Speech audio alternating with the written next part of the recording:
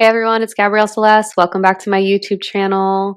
I am an intuitive astrologist, the co-host of the Spiritual Sisters podcast, and I own AGUA Astrology. I will be sure to link my links below so that you can book a reading with me if you feel called to do so.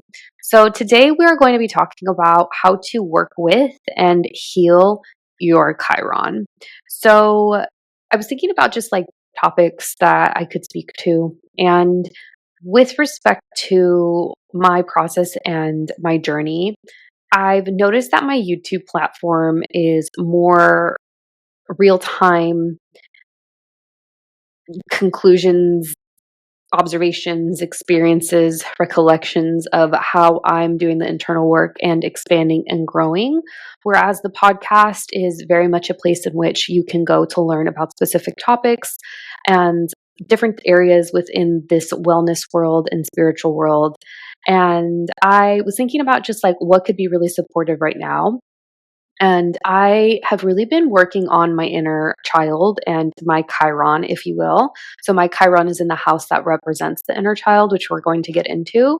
And I feel like I have important takeaways of how one's Chiron might manifest and what that might look like for them, and also how to work with it based off of my experience in the last 10 months specifically. So, what is Chiron and why is it important? So everyone has a Chiron in their birth chart, but it's going to be different depending on your exact time of birth, date of birth, and place of birth. And that's going to affect the place in the chart where your Chiron will fall. So Chiron quite literally looks like a key. That's the glyph. It looks like a key. And a symbol, it looks like a symbol basically, but a glyph is the proper terminology for all of the different symbols of the plants, the asteroids, and basically what you're looking at inside of the wheel of your natal birth chart. So, your Chiron is meant to represent the unlocking of healing and thereby the unlocking of attracting and manifesting more abundance in your life, as well as the opportunity to expand your consciousness in the process. And we're going to go through the house axis points to see how it might look for you depending on where it falls in your chart. So you're going to have to reference your specific birth chart to get an idea of where your Chiron falls. But your Chiron, if you work with it and you understand it and you apply astrological insights as to what it means, and interpret it for you based on your birth chart, it's just going to keep giving back. And it's one of those challenges that's presented to you that, spiritual people will say, myself included, that you asked for it per your birth chart, because I do believe that we incarnate, our souls agree to specific astrology and specific birth charts. And so it's just one of those, like, if you are willing to face it and challenge it head on, it's going to pay back and you're going to be rewarded for doing so. So with a Chiron, you're going to want to look to its ruler. So, for example, say your Chiron is in Virgo. You're going to want to look to see where Mercury falls in your chart, both the house that it falls into and the constellation that it falls into. If your Chiron is in Aries, you're going to want to look to Mars because Mars rules over Aries. If your Chiron, I guess we can go through the constellations that might be a little bit supportive. So if your Chiron is in, the next one is Taurus, then you're going to want to look to where Venus is at. If it's in Gemini, you're going to want to look to Mercury. If it is in Cancer, you want to look to where the moon is at. If it's in Leo, you're going to want to look to where the sun is at. Virgo is Mercury, as we discussed. Libra is Venus. Scorpio is Pluto.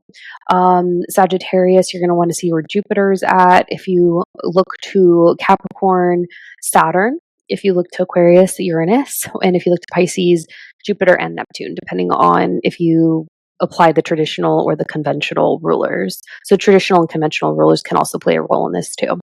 And depending on where that's at in your chart, as well as so the house and the constellation that it falls into, that's going to be the opportunity to get better insight as to how to specifically work with your chart. So can you tell I'm excited because I'm talking so quickly? um, so anyways, so my Chiron's in the fifth house and it's in Leo. And because Leo is ruled by the sun, I look to where my Cancer sun is at. And I've discovered with, of course, you're looking at other pieces in your chart too that all come together because astrology is a synthesis of a lot of different things. It's essentially a roadmap and a blueprint for your incarnation. But the better you understand where, say, like if your Chiron's in Leo, where your sun falls and how that plays a role in the makeup and the design of you, you're going to get a better idea of what types of events, as well as people who had specific roles in your life that impacted your subconscious when it was in the development stage from in utero to the age of 7, and how that impacted you in the way that you came to believe certain things, whether you're conscious to those thoughts or unconscious to those thoughts as well. And essentially, you go through like a programming in society, and as an adult, it becomes then your responsibility to almost like decondition yourself and deprogram yourself to thoughts that you were maybe forced and unconsciously made to believe as a result of, say, like your parents, the adults in your life, the environments that you were part of, school, work, and so forth.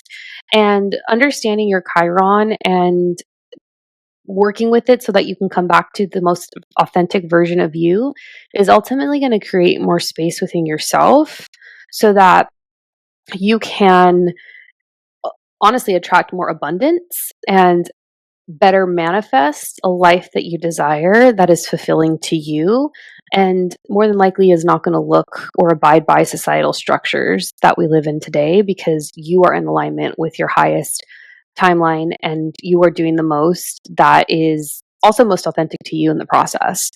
So, for example, again, mine's in my house of the inner child. And thank God today, in today's world, in the year that is 2025, there are so many more tools available to us to better understand the subconscious and the conscious mind so that you can work with your Chiron and other parts of your chart that maybe call for areas of improvement and even like, leaning into your strengths to do so. And ultimately, it's just valuable because you are unlocking more peace in your life in the process.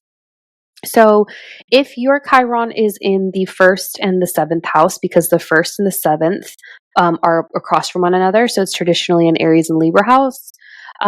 Your Chiron in the first or the seventh, you're coming back to self. You're identifying and unlocking your most authentic version of self, and direct one-to-one relationships, whether it's platonic or romantic, are going to be the ways in which you likely do that.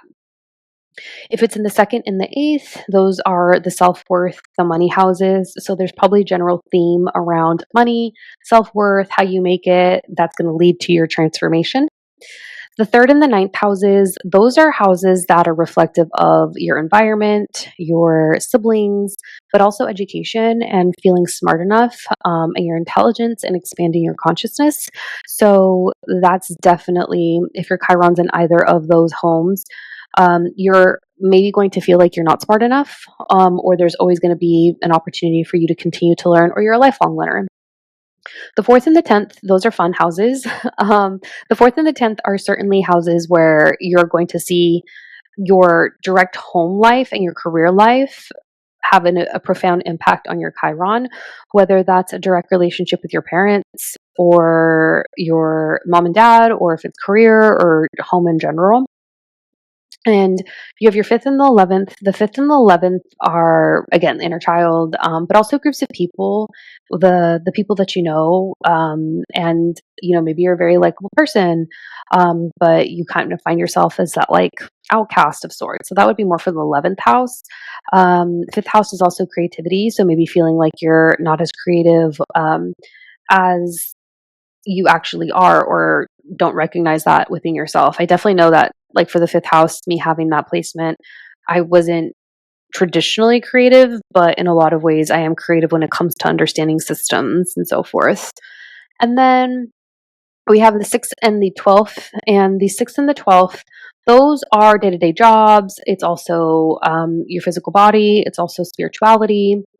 And it is kind of, it's the idea of like thinking beyond yourself and yourself as almost kind of like this one little piece of energy in the whole macrocosm of the universe, and choosing to see and see beyond your existence, beyond Earth and beyond this plane.